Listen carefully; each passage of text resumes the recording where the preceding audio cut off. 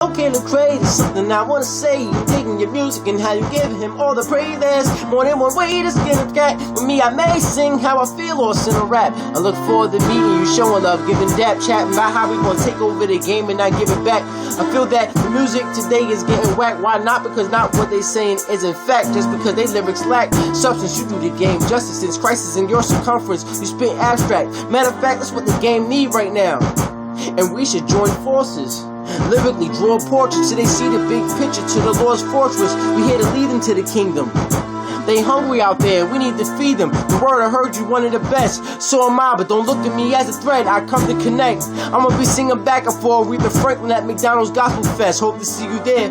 If not, maybe in the near future we could collab. If not, just remember the name Trav is Omega the Dawn. And I'm a gangster for God. And I employ other Christians to stay on their job. If you do nothing else to pray, my suggestion, make sure you check out my song titled Blessings.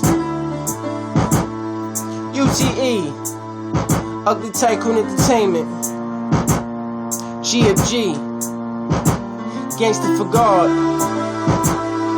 2013. You heard? Yeah.